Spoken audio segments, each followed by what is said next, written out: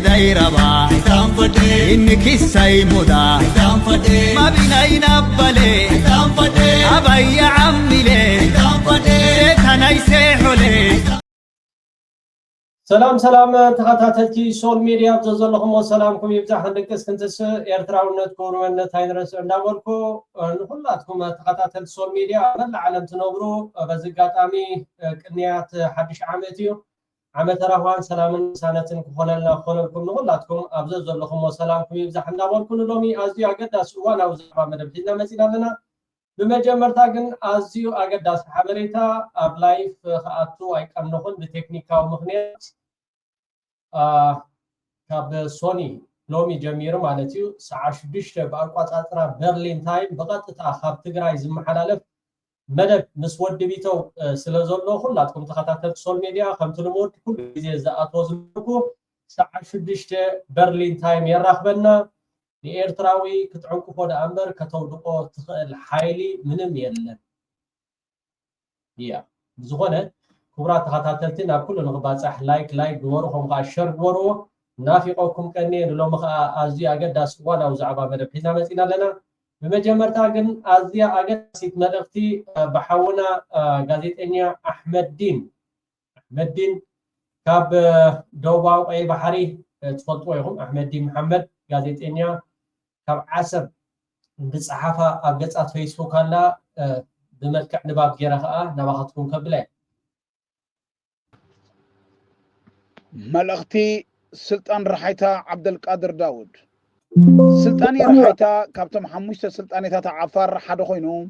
اب جماجم قيح بحرن مصاوب باب المندبن بمهلاو دما زياده سمن صلوان الله عفار ابتو زنبرلن هاغراتن كبابيتاتن نت سلطاني زوكلو حللتا ويكا امباسادرات زبالو لو زاغيت اب إيرترا اب جيبوتي اب إثيوبيا نسلطان بموكال اب استفلالي ባህላዊ ወራያት ክሳተፉ ዝተመዘዙ 36 حللታ አለው اب إثيوبيا ግን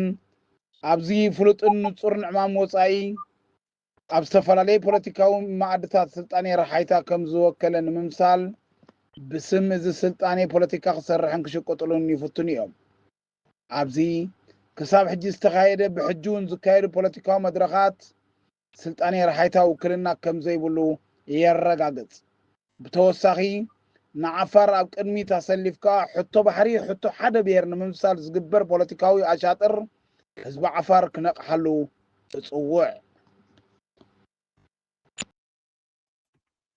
هراي كبرات تخاتاتلتي سول ميديا بزغاطامي ازدي اقداسيت ملقت سلازغونت بستخالكم متن ان حداتا فيديو دليهما خصدلكم خلي شير بولون اب كله تويتر يكون اب غصات فيسبوك كومون تيك توك نابز قصل كبلوكم بزغاطامي از تريو دلهم بلعتنيا مالتيو صار ايرتراونتن كابتوم ني ايرتراونتن ام مدخام عبت راستوات تصاوت ناي قداماي ሚኒስተር ና ኢትዮጵያ ዝነበረ ፓፓጋሎ ኃይለ ማርያም ደሳለኝ እትዝወጥ ዘሎ ሓበሬታ ማዕረፍ እንደይ ሓቅነት ኣለዎ ንግዜን ወድፎ ማለት ኣብቲ ናይ ውድብ ሕቡራት ሃገራት ዝመፁ ሁሎም እቶም ከም በዓል ዶክተር ቴድሮስ ዝኣመሰሉ ኣብቲ ናይ ጥዕና كمون نتوم زنبورو بمنتاي تمرج عند حردايلنا باريا ويكا زولخا مسمع نايب على أمريكا تكال سلازغونة إذا تكال زي إذا سبزخا عند حردا حقنت هاللي وخوينو بستغلت أفهم قدين تي نقرات تفليتنا ناب هزبخا بستغلنا متن حدث صحفة دالينا እዚ ሰብ እዚ ኣብ ስልጣን ኣብ ዝነበረሉ ግዜ ንህዝቢ ኤርትራ ዓቢ ገበን ዝፈጸመ ናብ ኤርትራ ደብዳብ ክካየድ በበዓል ሕወሓት ገሌልኩም ክሸፋፍኑ ትኽእሉ ኢኹም ከም በዓል ጅግና ፕሬዝደንት ናይ ኢትዮጵያ ነበር ስልጣንካ ተረከበኒ ብምባል ንኣብይ ኣሕመድ ዝገደፈቶ ስልጣና ዘረከበት ፕሬዝደንት ናይ ኢትዮጵያ ነበር ትዝክርዎ ኢኹም እዚ ከዓ ኣብቲ ግዜቲ ከምኡ ንክገብርካ ዕድል ነይርዎ ገለ ሰባት እውን ትሽፍኑሉ ኣለኹም ኖ ቄንጦ ኮይኒ ገዲፍ ወይ ገለ ከምዚ ታዶ ገለ ኣብቲ ሽዑ ግዜ ከንታይ ሃይማኖት ነይሩ بزعبا ሃይማኖት ኣይኮነን እቲ ዘረባ ብዛዕባ እዚ ሃይለ ማርያም ናብ ኤርትራ ደብዳብ ናብ መዕደኑ ወጥብሻ ናብ ደቀም ሓደ ደብዳብ እቲ ሚሳይላትን ሮኬታትን ቅድሚ በዓል ጌታቸው ረዳ ናብ ኤርትራ ንመፈተኒ ዝፈተነ ትእዛዝ ዘመሓላለፈ ሃይለ ማርያም ደሳለኝ ብዝኾነ ሁላትና ኤርትራውያን ጽሞና ወይ ካን እቲ ዝከይድ ደሎ ዝኾነ ጽሑፍ እንድሕር ዳረኺብኩም ብዙሓት ኢትዮጵያውያን ከምኡውን ዝተፈላለዩ ጽሑፋትን ከምኡውን ዝተፈላለዩ ነገራት ይወፁ ስለ ዘሎ እንድሕር ዳ ንክሳተፍ ኣብቲ ናይ ውድብ ሕብራት ሃገራት መጽእ ወይ ከዓ ውድድር ትቀርብ እንድሕር ዳ ኮይኑ ሕና ከም ኤርትራውያን ከዓ ሓደ ፔቲሽን ኣዳሊና ማለት ሓደ ፔቲሽን ኣዳሊና ናብኡ ንኸይመጽእ ማለት ሓደ ቀታሊ ሰብ ሓደ ዓማጺ ሓደ መታለሊ ሓደ ጸረ ኤርትራ ዝኾነ ሰብ ከም ምዃኑ መጠን ከዓ ንሕና እዚ ንኸይምረጽ ማለት እዩ ዓብ ታሪኽ ንፃወት ክንከዳለና ከም በዓል እዚኣቶም ኣብ ስልጣን መጽኦም ማለት ስባሕ ንጎ እንታይ ሃስያ የውርዱ እንድሕር ዳ ኢልና ኣብ ልዕሊ ኤርትራን ኤርትራውነትን ብዙሕ ጽላኣት እዩ ዘለዎም ከምኡ ከዓ ዋላ ነዚ ናይ ኣብይ ኣሕመድ ስልጣን እውን ካብቶም ሓደ ዝድግፍ ቀንዲ ናይ በዓል ኣብይ ኣመኻሪ ኮይኑ ብሽም ሃይማኖት ሓቢኡ ዝኸይድ ጽንፈኛ ወይ ከዓ በልዓ ሰብ ክትሽፍኑሉ ይትፈትኑ እንድሕር ዝኾነ ሓበሬታ ሃልይኩም ግን ናባና ብልዎ ማረሚያ ቤት ቁጭ ብሎ ድስኩር መጻፍ ይቻላል። ድስኩር ቀላል ነው። በአንድ ሳምንት ጨክነ ቁጭ ካልክ ሪኦ ለهم ነቲ ጆሃር መሐመድ ዝጸሓፎ ኣብ እስር ቤት ኮይኑ ኣብ እስር ቤት እንታይ ክገብር ነይርዎ ሕማቕ ነገራት ተላሚዱ ክወጽእ ነይርዎ ከምዚ ብድሕሪ ዶ ብቕድሚት ገለ ዝበሃል ነገራት ከም ተላሚዱ ክመጽእ ነይርዎ መጽሓፍ ጽሒፉ እስር ቤት ኮሎ ግን ነዚ ኣቋሽሽዎ ስለምንታይ እንድሕር ዳ ኢልና በአብይ ኣሕመድ ስለ ዝላኣኽ 200 300 400 500 ገጽ ድስኩር መጻፍ ትችላለህ። عجبنا ولو يفكر عكر كتغنيما كاتشنا دافيت ኢትዮጵያን ስታዩ ምን ይታየውታል የሚለውና እርሶንም ይሄን ጥያቄ ልጠይቆት። እኔ ሁሉ ጊዜ ለኢትዮጵያ ተስፋ ነው የማየው። ብዙ ችግሮች በሚከቡበት ጊዜ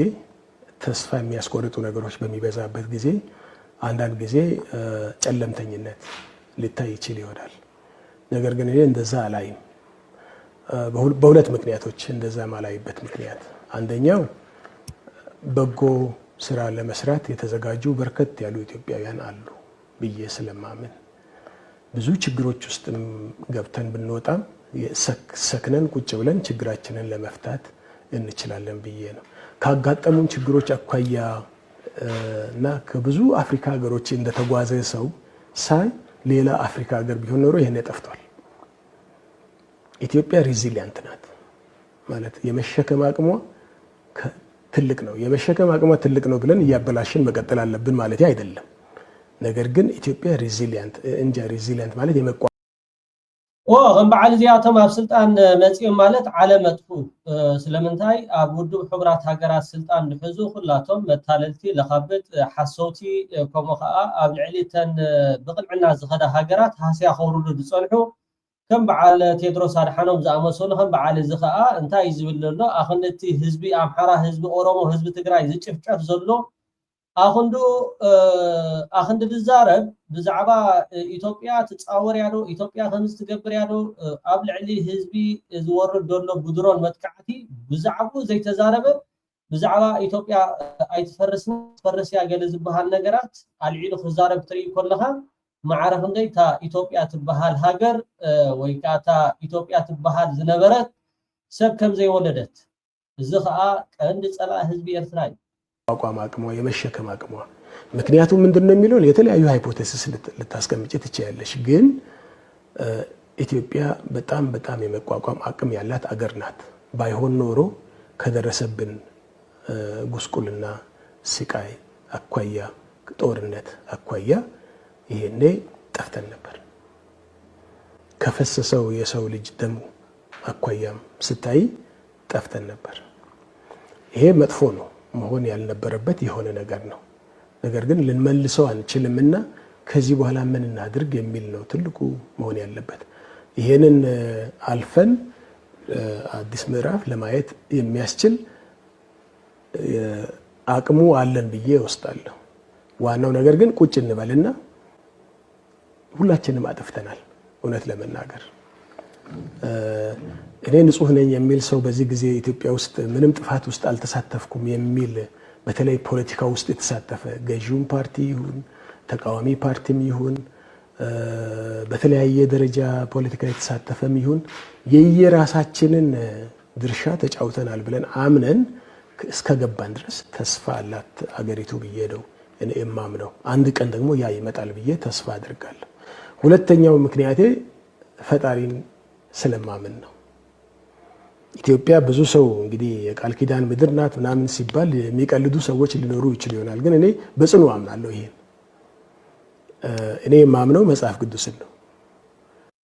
መጽሐፍ ቅዱስ ክትአምን መጽሐፍ ቅዱስ ንስኻ ተራኽሶ ዳእመር መጽሐፍ ቅዱስ ተኣምኖ ነገራት የለን መታለሊ هو ኣብ ልዕሊ ህዝቢ ኤርትራ ጫፍጫፍ ዘውረድካዮ ተናሲሕካ ዶ የቀረልካ ዶ ወፂኻ ተናሲሕካ ዶ ብዛዕባ ናይ ቃል ኪዳን ተን ካልኦት ሃገራት ናይ ቃል ኪዳን ኣምላኽ ኣይኮነን እዚ ኩሉ ደም ዝፈስስ ዘሎ ናይ ኣጋንንቲ እዚ ኩሉ ኣብ ኢትዮጵያ ዝፈስስ ዘሎስ ናይ ቃል ኪዳን ሃገር ስለ ዝኾነት ናይ ሰይጣን መጽሐፍ ቅዱስ ውስጥ እስራኤላውያንን እንኳ ለኔ እንደ ኢትዮጵያ ልጆቼ አይደላችሁ ምን ብለው የራሱ የሆኑትን ሰዎች እስራኤላውያንንም ጭምር እንደ ኢትዮጵያ ልጆች አድርጎ ነው ፈጣሪ ኮምፔር ሲያደርጋቸው የነበረው ሲያስተያያቸው የነበረው። ያ ማለት ምን ማለት ነው? እስራኤል ብዙ መከራ አልፏል፣ ግን ካሉበት አሰባስቦ አገር አድርጓቸዋል አይደለም? ከተበተኑበት ተናዶ በተናቸው፣ ግን መልሶ ሰበሰባቸው። ለምን? ቃል ኪዳን ስላለ። እኔ በዛ ቃል ኪዳን አምናለሁ። ስለዚህ አንድ ቀን ይሄ ቃል ኪዳን ተግባራዊ ይሆናል። ኢትዮጵያ እጆቿን ወደ እግዚአብሔር ትዘረጋለች ተብሎ ተጽፏልና ዋናው ነገር ዘርግተናል አልዘረጋንም እሱ ሌላ ጥያቄ ሆኖ፣ ነገር ግን ይሄ ተስፋ ተሰጥቶናል አይደለም? አንድ ቀን ይሄ ተስፋ ተግባራዊ ይሆናል። እምነታችን ምንም አይነት ይሁን እኔ ብዙ እሱ አሁን በዚህ ደረጃ አምላክ ምስ ሰይጣን ቃል ኪዳን የብሉን አምላክ ምስ ሓሰውቲ ምስ መታለልቲ ምስ ሰረቕቲ ምስ ጨፍጨፍቲ ምስ ዘይነቶም ዝደሊ መሬት ዝግቡቱ አምላክ ቃል ኪዳን የብሉን። እዚ ንስኻቶም ልኹ አምላክ ናይ ኣጋንንቲ አምላክ ባሕሪ ኤርትራ ዳእምበር ባሕሪ ኢትዮጵያ ዝበሃል የለን፣ መሬት ኤርትራ ዳእምበር መሬት ኢትዮጵያውን ዝበሃል ነገር የለን። ንስኻትኩም ግን ወረርቲ ዓመስቲ ገበቲ ዘይናትኩም ትደልዩ አካላት ስለዝኾንኩም አምላክ ኢልካ ከተልዕሉ ስኻ ሞራል ሓላፍነት የብልካን። ሓደ ሰባት ኣለዉ ነው ከምዚ ኮይኑ ጴንጠሎ ገለገለ ኣብ መንደቕ ገዛኹም ስቀልዎ። ኦኬ እዚ ዝዛረቦ ዘሎ ዘረባ መጀመርታ ተናሲሒ ዲ እቲ ኣብ ልዕሊ ህዝቢ ኤርትራ ዓመት ተማጣጣነ እርምጃ ክንወስድ ኢና እንዳበለ መንእሰይ ኤርትራ ጉድጓድ ክፍሕር መንእሰያት ኢትዮጵያ ከዓ ከምድልያቶም ካብ ደገ ናብ ወፃኢ ክሻራሸሩ ክበልዑ ክሰትዩ መንእሰይ ኤርትራ ከዓ ቴንዳታት ክፊትካ ከም ብስደት ጌርካ ሎሚ ይመፁ ዶ ፅባሕ ዶ ይመፁ ዶ ገለ እንዳበልካ ስለምንታይ እቲ ሕርያ ናይ ኩናት ብኣቶም ስለዝካየድ ስለዝነበረ ማለት እዩ። ናትና ሕርያና ሰላም ዳእምበር ዝኾነ ነገራት ናትና ሕርያ ኮይኑ ይፈልጥ ንሕና ንከላኸል ዳእምበር ንሕና ዝኾነ ነገር ኣይንገብርን ኢና ነርና። ግን ከምኡ ስለዝፈልጥ ዓመት መፅዩ ዓመት ተማጣጣነ እርምጃ ክንወስድ ኢና እንዳበለ ማለት እዩ። ንመንእሰይ ኤርትራ ንህዝቢ ኤርትራ ንመንግስቲ ኤርትራ ኢዱን እግሩን ዳኣሰረ ሓደ ዲያብሎስ ረዲኩም ዶ ኣይትገፍሓኩም ኣይፀበኩም ሓፍ ኮፍ በሉ ኣምፁለይ ተናሲሒ ኣይተናሲሐን ትብል ቃል ኣምፁለይ እሞ ብድሕሪኡ ክንሓስበሉ ማለት እዩ። ኣምላክ ግን ምስ ዓመፅትን ምስ ሰረቕትን ምስ መታለልትን ምስ ሓሰውትን ቃል ኪዳን ዝበሃል እዩ። ደግሞልኩም ኣምላክ ምስ ዘይናቶም ዝደልዩ ምስ ሓሰውትን ምስ ሰረቕትን እዚኣቶም ንሹም እዮም እቲ መፅሓፍ ቅዱስ ንመታለሊ ወይ ከዓ ንመስረቂ ንምዕመፂ እዮም ዝጥቀሙሉ ዳእምበር ካቨር እዩ። ሓደ ካብቶም ናይ በዓል ኣብዪ ኣሕመድ ናይ ኣጋንንቲ እዩ ብዝኾነ ዘረባ ከይከለና ክቡራት ተኸታተልቲ ኣፅኒዕኹም እዚ ጉዳይ እዚ ክሳተፍ እንድሕር ዳ ኮይኑ ሓደ ዱልዱል ፅሑፍ ከነዳሉ ፀገም ዝበሃል ነገራት የለን። ረኸቡና ኩሉ ነገራት ክንገብርካ በዚ ኣጋጣሚ ከም ሶል ሜድያ ላይፍ كم تقصال نغبرو يهين እንዳተባሃለها حد عاب سرح نسرحنا بدحر حجي لك 16 بأقواطاطራ برلين تايم قصال لايف يخرخبناي كنقصلينا بزخونه حراي عواح ابز حالفه غيزي ابسول ميديا يريد حفتنا ديا ولا تسفيت هكلت يوم حديو ابي احمد ناب ግብጽ خيديو ግብጽ كل تدليو بحيل ከተፈርሙ ያ ዝብል بني تسفيدي ولا يريد كم يلم تزاري بميرم ابي ما بي بمنيرم ويكا ابي مسمعمو حجي اغاطامي ገለ ስለዝራአሁ ማለቲ ተሐበሬታ ስለዝመጽታ ካትኩም ከብሎ ማለቲ ابي احمد خمسري ودلخم بحزون جيبوتون يطفي وزلو ግብጽ ምስ ሱዳን ምስ ኤርትራ ከምኸአ ምስ ጅቡቲ ኣብ ጅቡቲ ኻን 10 ዓመት ዝኸደ ናይ ውዕል ናይ ወደብ مسممع ويكاتي بمجدي ግብጽ አቢሉ ናብ ኢትዮጵያ ከአቱ ይትኹሉ ንብረት ማለት ግብጽ ዘይራአያቶ ዝኾነ ዝብላዕሊ ድስተሪ አጽዋርዲ ዝተኮስዲ ከምኡን ዝኸይዲ ዝኣቱዲ በቲ ጅቡቲ ተኸርያቶ ዘላ ወደባት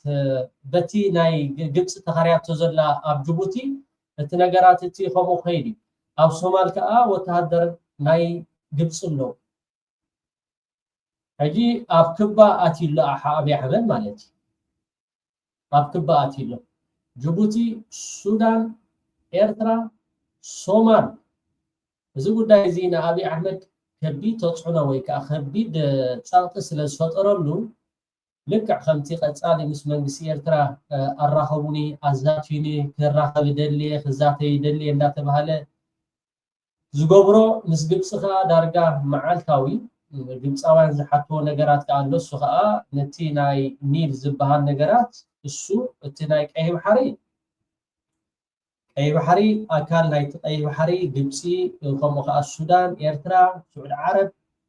እዚ ስምምዕ እዚ ከዓ ወላ ሓደ በጀካተን ኣብቲ ናይ ቀይ ባሕሪ ዘሎ ሃገራት ተዘይ ኮይኑ ማንም መጽያ ወይ ከዓ ሓገዛት ምዝደልያሉ ጉዳይ ከምቲ መንግስቲ ኤርትራ ዝኾነ ካብተን ኣብ ቀይ ባሕሪ ዘሎ ሃገራት ካብ ቁጽጽረን ወፃን ንሕርዳ ኮይኑ ሓገዛት ኣብ ዝደልያሉ ተዘይ ኮይኑ እቲ ባሕሪ ናይ ቀይ ባሕሪ ናይ ተን ሃገራት ውሕስነት ከዓ በተን ሃገራት ክካየዳሉ ዝብል እዚ ጉዳይ እዚ አቢ አሕመድ ከምስሪ ወደለኹም ናይ ስእሊ ሓንሳብ ናይ ህንዲ ሓንሳብ ናይ ታጃኪስታን ሓንሳብ ናይ ገለዶ ቀጻሊ ኣቆም ተጸሚድ ይርከብ ማለት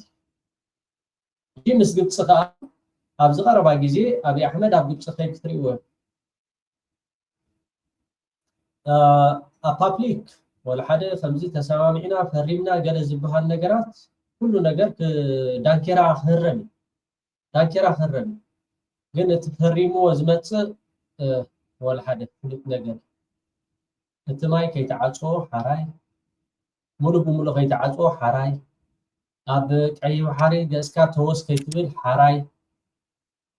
ገለ ዝብል ኩሉ ነገራት ኩሉ ስሪኡ ኣምሊቑ ኩሉ ነገራት ክዳኑ ቀንጢጦም ሓፂቦም ጸጺሖም ግብጽ ክሰድዎ እዮም ቶም ደናቁር ኣብዚ ናይ ማሕበራዊ ሚድያ ከዓ እንታይ ክብሉ እዮም መሲሉኩም ሽዑ ራእይዎ በሉ ከምዚ ኸይድና ግብጽ ተራኺቦም ሰላም ተባሂሎም ገለ እንዳተባሃለ ሎማዓንቲ ን4 መዓልቲ ዝኸይድ ናይ ሩስያ ናይ ኣፍሪካ ዝብል ኣኼባ ኣብ ግብጽ ኣሎ ሕጂ እዚ ናይ ዲፕሎማሲ ቃላት እንታይ ካ ትዛረብ ናይ ዲፕሎማሲ ኸምበር ክንሃርማኩም ኢና ክንወቅዓኩም ኢና ከምዚ ይገብሩና እዮም ገለ ኢልካ ትዛረብ እያ እዚ ኣንእሽተይ ጫፍ ሰራቅሞባ ብዓሊላ ካለት እኛ ንሕና ምስ ሕዋትና ኢትዮጵያ ተራዳዲእና ደኣምበር ኩናት ኣይንኸፍት ኢና ኢሎም ግብፂ ቶም ናይ ሰራዊት ሚድያ ናይ ኢትዮጵያ ከም ትሪእዎ ዘለኹም እኛ ንሕና ከም ምስ ሕዋትና ኢትዮጵያውያን ምንም ዓይነት ሽግር የብልና ወላ ሓደ ሽግር የብልና ምስ ሕዋትና ኢትዮጵያ ኢሎሙና ግብፃውያን እንዳበሉ ዳንኬራ ክሃርሙ ውዒሎም ኣብ ዝቐረባ መዓልትታት ከዓ አቢ አሕመድ ናብ ግብጽ ክትሪእዎ ኢኹም ኣብ ግብጽ ከዓ ስሪኡ ኣውፂኡ ኩሉ ነገራቱ ክዳኑ ቀንጢጦም حاتيبهم صتيحهم كسدوا تزفرم كا فرمه يمالك اول سعيد كان محجن تاي لكم ير والله خبل وين ኢሳያስ አፈወርቂ አብጎዙ ካብዝ ሁሉን መራሕቲ ሃገራት ክወሃብ ዝኽእልን ዝግባእን ገጸ በረኸት ንምንታይ ፈሊናይ ባሕሪ ቅብኣ ሂቡካ ኣፍታሓዮ እታ ተላኢኽካ ዝመጻእካ ኣጀንዳ ኢማራት ፈሊጠይ ኣለኹ ይነሩ ትርጉሙ ነዚ መረጋገጽ ዝኾነካ እቶም ተሓቶም ዘለኻ ናይ ክልተ ማያት መራሕቲ ንዓኻ ባዴላ ናይ ድንሽ ሰቒሎም ዝቆለውልካ ሜላ ተመሳሳልነቱ ዝተውዕለሉ ኣብዚ ወላ ቃውማት መድረኽ ተመሳሳልነቱ ረኣዩ ኣቢቹ السيسي يمحلك ايزلو ترجمها اسمعها والله لن نقوم باي ضرر محل الله زخونه هاسيا نامناي غبص مايات كي ورد منغستين حزبين نمنغست غبص خنا هاسي زخونه علامه يبلنان اب كل مدايات كنتحابري دليتنا اسياس وزيا حجي فريمو احمدي ابي احمد عبد الغربا معالتي ولا حد زغبر نغرات يلن تي وشطاو صغماتو انت حيله يخيد سلازلو تناي فانو تناي اولا خمون عبد الغربا معالتاتون حوحات نتي كوينات حوسي تي كوينات كا دبصي كالوت هاغرات يحجزومين زبل خمو سغاتات سلازلو خاب سغاتات نمهدام مسجبتي ترادارينادو أبيلنادو جرازيل دانكيراتات الصومعهم أبزي 4-5 معتو كمون صوم زي حلف مالتي صوم زي حلف أبي أحمد أبدو سنتري وهم نامناي جبت ما ياتكي ورد منقستين حزب نوتو رأيو أبيتشو السيسي يمحلك ايزلو ترجمها اسمعها والله لن نقوم باي ضرر محل الله زخونه هاسيا نامناي غبص مايات كي ورد منغستين حزبين نمنغست غبص خنا هاسي زخونه علامه يبلنان اب كل مدايات كنتحابري دليتنا اسياس يوها مكا يزلو اتا قال سمعها وانا زغبر نجر دحرالو وكيل نصاحات مرحنا ازوم عرموشش مرحتي اباديلا ناي دنش سقيلوم يم زقلو خازلو كلتيوم زيك العالم برزن زبله اقراربوم يم زفلطو ابيچو مشرفت بصيحم كن رايوت ممسسال ناي مكرات بوليتيكانياتات اقالو عشل دماي باهل زي ابيچو مغاطم تخافلت السيسي كمزي لو خموازا مس ابي كچرقن كلو ግብፃውያን ሕጉሳት አይነበሩን ፍጹም ተአፋፍር እስቲ ከመዋዛ በወላህ ከሐለፍ የብሉን ዝብሉ ግብፃውያን ነይሮም አብ ኤርትራውን ከመይሉ ፕሬዝዳንት ኢሳያስ በግንድ ዝቅልጣፈ ያምኖ ከመይሉ ዓሰብ ከምድላይ ካተመላለስ ይብሎ ዝብሉ ኤርትራውያን ነይሮም ሕጅና ባናን መለስ ግብፅ ነዚ ቀዲማ ነቂሓቱሊ አዶ ይብላሎ አነ ድማ ፕሬዝዳንት ያቀዲሙ ነቂሕሊ እዩ ደይለኩም አስተውዕሉ በሉ ማስ مخانوت صوتان كما يجرم نام مصابب كم زخبكبون السيسي نت برايم مينستر بملحسو يفرمو ينيرو كم تاغمالو ميستيلو مسبله ملس ناي لسان مسكرنت زغونمو ابي تمليسو خدغما عسبنا اغمالاي تسرحن زبولو مالتي ترى قال زمس واغو كن نولودታት زخيد مسكرنتي فود ناي دبلوماسي سياساي مكور بوليتيكانيا ابرو بحو زوعلو سياسه دما حنت زغري ككفلك قداي مينستر ملس زيناوي قيح بحري اغمالو ميسيلو ايلو مستباهله نبي إسياس انتا يلو مسلكا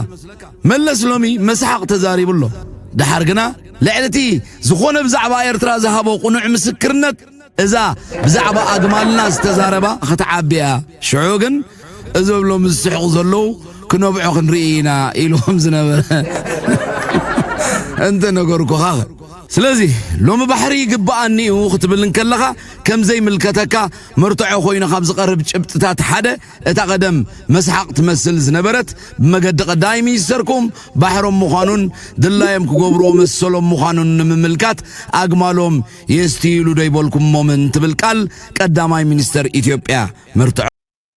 ተሳታፊ መሆናቸውን ገልጸን ነበር። ይሄ ፎረም ዛሬ ቀጥሎ ሲቀጥል የግብፁ ፕሬዝዳንት አብዱል ፈታህ አልሲሲ ተገኝተው ለተሳታፊዎች ንግግር አድርገዋል። በዚህ ንግግራቸው ላይ ስለ ኢትዮጵያም አንስተው ነበር። አልሲሲ ሲናገሩ ግብፅ ከኢትዮጵያ ወንድሞቿ ጋር ምንም አይነት ችግር የለባትም፣ እንዲሁም ከኢትዮጵያውያን ጋር ግጭት ውስጥ መግባትም ሆነ ጥላቻ ማስፈን አትሻም ብለዋል። ጨምረውም የግብፅ ዋነኛ ጥያቄ በአባይ ወንዝ ላይ ያላትን የውሃ መብቷ እንዳይጎዳ ብቻ ነው። ይህንን መብቷን ለማስጠበቅ ደግሞ በህዳሴው ግድብ ላይ ህጋዊና አሳሪ ስምምነት ላይ መድረስ አስፈላጊ ነው። ስምምነቱ ለሁሉም አካላት ዋስትና የሚሰጥ ይሆናል በማለት ገልጸዋል። ፕሬዝዳንት አልሲሲ ንግግራቸውን ሲቀጥሉም የግብፅ ፖሊሲ ወጥነት ያለውና በየትኛውም ሀገራዊ ውስጣዊ ጉዳይ ላይ ያለመግባት ላይ የተመሰረተ ነው ብለዋል። በሌሎች ሀገራት ውስጥ መተራመስ እንዲፈጠር የሚያደርግ ፖሊሲ የላትም። ምንም እንኳን እኛ ከኢትዮጵያ ጋር አለመግባባት ቢኖረንም ፈጽሞ ለኢትዮጵያ ስጋት የሚሆን ነገር ፈጥረን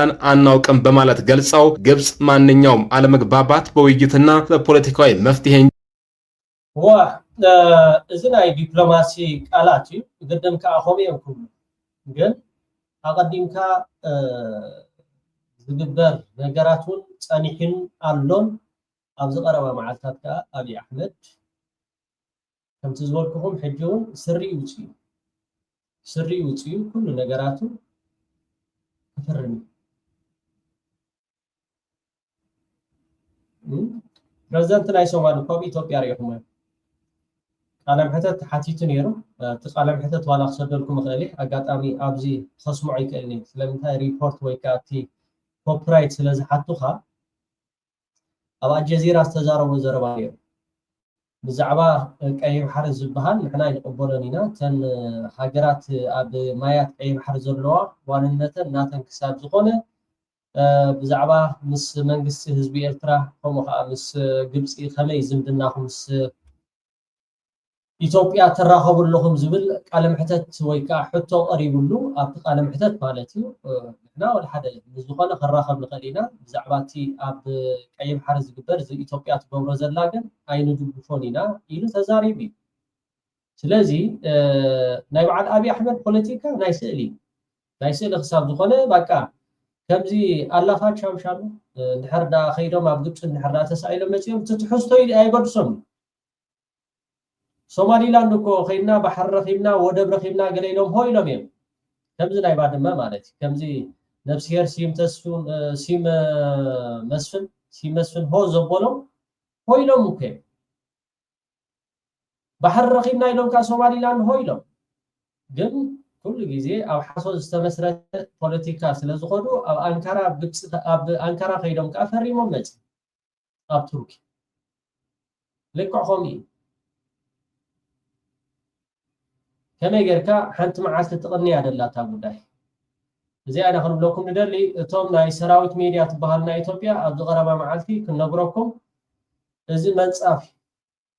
እዚ ክትዛረቦ ዝወዓልኩምሎም መዓልቲ መንፃፍ ግብፂ ከምዚ ኢላትና ተራዳዲእና እምበር ኩናት ኣይንገብር ኢና ገለገለ ኢላትና ገለ ዝበሃል ዘሎ መንፃፍ ኣብ ዝቐረባ መዓልቲ ናብ ግብፂ ከይዱ ፍርም እዩ እዚኣ ዳ ተወዲያ እዋ ክቡራት ተኸታተልቲ ናብቲ ዝቕፅል መደብ ናብኡ ከብለኩም እዚ ከምቲ እቲ ኣብ ቀረባ እዋናት ዝሞተ ኢትዮጵያዊ ናይ ፖለቲካ ነቢይ ዝነበረ ዶክተር ደረጀ ዘለቀ ዝበሎ ማለት እዩ። ጠቅላይ ሚኒስትሩ በተለይ መለስ ዜናዊ እየደጋገመ አሰብን ከፈለጉ ግመሎቻቸውን ውሃ ያጠጡበት እያለ ሲናገር አድሚት አርጓል። ቀዳማይ ሚኒስትር ብፍላይ መለስ ዜናዊ ደጋጊሙ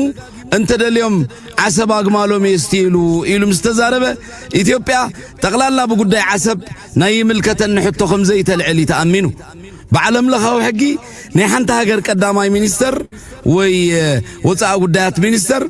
بوقع بززاربهم وياب جيزة سلطانو ززاربهم نقرات لك كموعل مفرم زبتصح أقدادي وتصيت هاللوم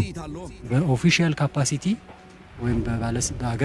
بالسلطان النتو من نقراتشو نقروش ولي مفرارة ميهالا أسقداجو كيتا يا أخي أنا أقول عنك اللو خبز هراي بتعامل زحزن زينا ኣብ ሱዳን ኣብ ምዕራብ ሱዳን ኣብ ማእኸል ዕዳጋ ዝተፈጸመ መጥቃዕቲ ሰብ ኣልቦ ነፋሪት ብውሑድ 10 ሰባት ተቐቲሎም ከም ዘለው ኣብ ክፋል ሃገር ሰሜን ዳርፉር ዝርከብ ቦታ ኮይኑ ማለት እዩ ኣብ ሊብያ ከምኡ ከዓ ምስ ሱዳን ዘዳወብ ዶብ ኮይና እትርከብ ተደኪና እትርከብ ሃገር ኣብ ማእከል ዕዳጋ ብዝተተኮሰ ሰብ ኣልቦ ነፋሪት ድሮን ናይ RSF 10 ሰባት ከም ዝሞቱ እዩ ዝሕበር ዘሎ ነቶም ዝሞቱ መንግስተ ሰማያት ተዋርሶም ከምኡ ከዓ ንስድራ ቤት ጽንዓት ሃብ ንህዝቢ ሱዳን ካብ ሓፈሻ ሰላም መውርደሉ ንብል ናብቲ ዝቕፅል መደብ ናብኡ ከብለኩም ብዛዕባ ጽምዶ ዝተዛረቡ ዘረባ ኣሎ ናብኡ ጠጠው ኣቢልዎም ኣሎ ንምንታይ ናይ ኤርትራን ናይ ትግራይ ሕብረት ብጣዕሚ ቀሊል ዘይበሃል ሕብረት እዩ ብጣዕሚ ወሳኒ እዩ ኣብዚ ምብራቅ ኣፍሪካ ብጣዕሚ ጠንካራ ዝበሃል ሓይሊ እዩ ስለዚ እዚ ሓይሊ እዚ ብሓደ እንተመፂኡ እንተተረዳዲኡ ክፈጥሮ ዝኽእል ነገር ብጣዕሚ ዓብይ እዩ ስለዚ እንዲያምቲ ብፀላእቲ ብዋናነት ከዓ ፌደራል መንግስቲ ብተናፀል ክወቅዐና ዝነበሮ እቅድ ንክፈሽል እውን ትፅምዶ ዓብይ ኣስተዋፅኦ ገይሩ እዩ ብኻሊእ ኣባህላ ድማ ፀላእቲ እውን ንቕንስ ኣለና ማለት እዩ ሕዚ ቅድሚ ሕዚ ምስ ኤርትራ ብዙሕ ግዜ ዋላ ብተስዓይ ይኹን ዋላ ኣብቲ ሕዚ ፅንተታዊ ኩናት እውን ተሳቲፎም እዮም ኣብ ኩናት ኢና ነርና ብዙሕ ግዜ ኣብዘይ ምስማዕ ኢና ነርና ሕዚ ምስኣቶም ምርዳእ ክንገብር ተለና ካብኣቶም ዝመፀና ኩናት ይኹን ካልእ ስግኣት የለን ምናልባት ከምቲ ቅድሚ ሕዚ እውን ዕፅዋ እንተገጢሙና እቲ ዕፅዋ ንምስባር እውን ብኡ ጌርና እውን ስጋብ ባፅዕ ከይና ዝደለናዮ ነገር ንክንገብር እውን ንሳቶም ፍቃደኛታት እዮም ስለዚ ብኩሉ መንገዲ እንተሪእኺ ሕዚ ካብ ሸዋ ኣስመራ ተቐርበና ካብዚኣ ዋላ ካብ መቐለ እኮ ኣስመራ ድያ ትቐርብ ወይ ሸዋ ካብ ዓድዋ ካብ ዓዲግራት ካብ ኣክሱም ኣብኡ እኮ እዩ ኣስመራ እያ ዘላ ኤርትራ እውን ምሳና እያ ዘላ ስለዚ ምስ ጎረቤትካ ሰላም ምፍጣር ማለት ኩለ መዳያዊ ረብሓ ምርጋፅ ማለት እዩ ግን ምናልባት ኣብዚኣ ዶር ይቅርታ ኣቋሪፀካ ተኮይና ምናልባት መንግስቲ ፌደራልና መንግስቲ ኤርትራ ናብ ቀደም ሰላሞም ተተመሊሶም እዚ ርክብ እዚ ክቅፅል ድዩ ዋይ ይቅፅልዎ ሓደ ናብ ቀደም ሰላሞም ናይ ምምላስ ዕድሎም ብጣዕሚ ዝመንመነ እዩ ንምንታይ ኮይኑ ኢልና ንሕሰብ እሞ ድሓን ሕዚ መጀመርያ እቲ ፖዚቲቭ ንሕሰብ እሞ ሕዚ ብዘሎ ህሉ ኩነታት ኤርትራን ኢትዮጵያን ሰላም ናይ ምግባር ዕድሎም ፀቢብ እዩ ንምንታይ ኢትዮጵያ ቀይሕ ባሕሪ ክምልስ እየ ብሰላማዊ መንገዲ ስለዝኣበት ኤርትራ ብሓይሊ ክምልስ እየ ትብለላ ብሓይሊ ቀይሕ ባሕሪ ኣይህብን ትብለላ ኤርትራ ስለዚ እንዲያም እቲ ዓንቶ ዝገለፅኩልኪ ብፌደራል መንግስቲ እውን ዝለዓል ብተናፀል ንኤርትራ ክንወቅዕ ነርና ግን ተጋሩ ምስ ኤርትራ ፅምዶ ፈጢሮም ዕንቅፋት ይኮኑና ኣለዉ ዝብል ዝለዓል ጉዳይ ኣሎ ዘይሩ ሕዚ ክንሪኦ ዘለና ንሶም ንዓና ኣሚኖም ይኸዱ ኣለዉ ንሕና ከዓ ትሕሉፍ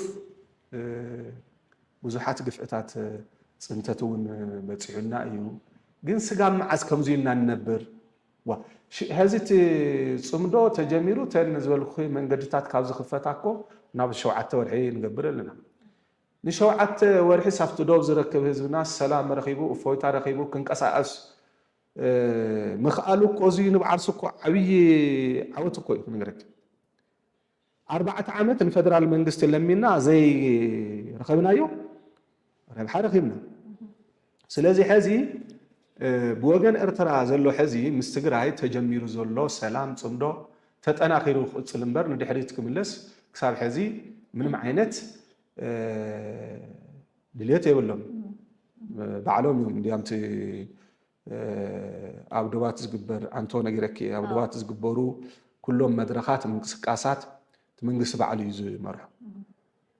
ስለዚ እቲ ናይ ፌደራል ፍላይ ናይ ብልጽግና ኣካይዳ ከዓ ብደንብ ገይሩ እቲ ናይ ኤርትራ መንግስቲ ይፈልጦ እዩ ምክንያቱም ኣፍታ ጽንተታው ኩናት እዋን ብሓደ ሰሪሖም ይፋለጡ እዮም ስለዚ ስለዝፋለጡ ሕዚ ከዓ ክሒዳ ዘላ ያው ኢትዮጵያ ያ ብሓደ ይሰርሑ ነይሮም ተመሊሳ ህዚ ንኤርትራ ክወቅ ትብልተላ ኤርትራ ተካሒዳ ያ ዘላ ስለዚ ናብ ንቡር ሕዚ ናብ ንቡር ናይ ምምላስ ዕድሎም ብጣዕሚ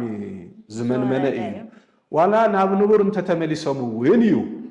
ናብ ንቡር ተመሊሶም እውን ተመሊሶም ህዚ ንትግራይ ክወግኡ እዮም ዝብል ሓሳብ ይብልና ክንወግእ ኢና እንተ ኢሎም ከዓ ትግራይ በዓል ሰዓት ተኣምን ትግራይ ብቑዕ ዝኾነ ሰራዊት ኣለዋ ብቑዕ ዝኾነ ሓይሊ ሰብ ኣለዋ ካብ ኩሉ ንላዕሊ ከዓ ጅግና ህዝብ ኣለዋ ስለዚ ህዝቢ ትግራይ ብቐሊሉ ዝሱከን ከም ዘይኮነ ኣብቲ ዝሓለፈ ፅንተታዊ ኩናት ንብዙሓት እውን ትምህርቲ ሂቡ እዩ ስለታ መጀል ኦኬ ብጣዕሚ ጽቡቕ ዘረባ ግን እንታይ እዩ ሓደ ግዜ ጥልመት ኣብ መንግስትን ህዝብን ኤርትራ የለን ጥልመት ኣብ መንግስትን ህዝብን ኤርትራ የለን ከምዚ ስቑኢልካ ቅድሚ ሕጂ 4 ኪሎ ከፍ ምስ በልካ ፀዓዱ ባልጃ ሳንጣ ሒዞምልካ ምስ መፁ ዝገበርኩሞ ንስኻትኩም ዳ እምበር መንግስትን ህዝብን ኤርትራ ተጠሊሙ ተኻሒድ እዩ ስለዚ እዚ ኤርትራ ከይጠልመና ዶ ከምዚ ዶ ገለገለ ከምዚታት ከማን ልቢ ክህልወኩም የብሉን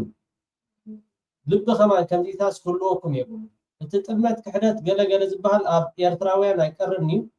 ብዝተኻለኩም መጠን ንስኻትኩም ጥራሕ ሰብኩም ንስኻትኩም ሰብኩም ሰብኩም ሰብ ከምዚ ዓይነት ዘረባ ከማን ክትዛረቡ ከማን ኣይግባል እንድሕር ዳ ኤርትራ ከምዚ ጠሊማትና ዶ መዓዝ ኤርትራ ጠሊማትኩም ትፈልጥ ኣብ ታሪክስ መዓዝ ህዝብን መንግስትን ኤርትራስ ጠሊሙ ዝፈልጥ ወላ ሓደ ምስጢሩ ዓመታት ድረአናዮ ወያነ ደስርሖ ኣጀንዳ ፖለቲካዊ ክፋሉ ቁጠባዊ ክፋሉ ድሕነታዊ ክፋሉ ናይ ወፃኢ ዝምድናታት እውን ሓደ ብሓደ ተርእና ዘሕጂ ትማሊ ናይ ሳዋ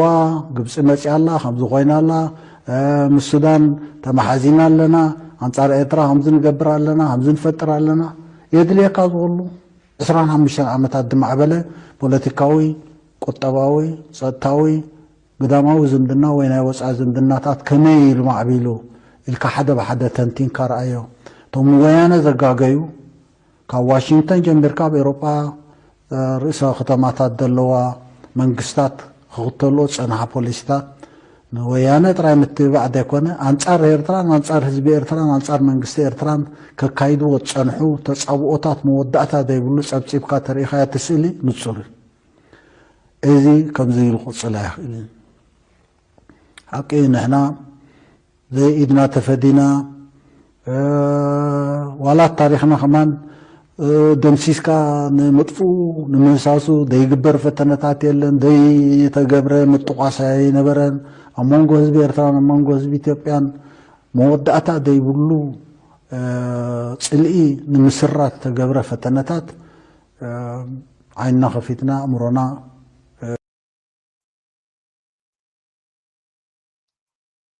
ስለዚ እቲ ክሕደት እቲ ጥልመት ንስኻትኩም ጥራሕ ኣይትክሓዱ ትጥለሙ ዳ እምበር ህዝብን መንግስትን ኤርትራ ኣብ ታሪኹ ህዝቢ ኤርትራ ክሕደት ጥልመት ዝበሃል ነገራት የብሉን የኽብለኩም ዝደሊ እሞ እንተ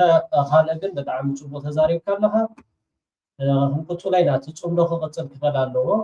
ብቕንዕና ክኸውን ኣለዎ የቐኒየለይ ሰሰናዩ ኩላትኩም ተኸታተል ሶል ሚድያ ሰዓት 6 ብቐጥታ ምስ ወዲ ቢቶ ቃለ ምሕተት ክህልወናይ ፕሊስ ብዝተኻለኩም መጠን ኣብቲ ቃለ ምሕተት ክትሳተፉ ክትሓቱ እውን ዕድል ክህበኩም እየ ንወዲ ቢቶ ብቐጥታ ካብ ትግራይ የቐኒየለይ ሰላምኩም ይብዛሕ ተሰናይ አሞልጌሬ አይታንፈዴ ማቢናይ ማቢና አይታንፈዴ ከደሞ ቢና አይታንፈዴ ሐል መዳፊና አይታንፈዴ ማቢናይ ናበሌ አይታንፈዴ አባያ ዓምቢሌ አይታንፈዴ ሰሄድ አይረባ አይታንፈዴ ኢንኪሳይ ሙዳ አይታንፈዴ ማቢናይ ናበሌ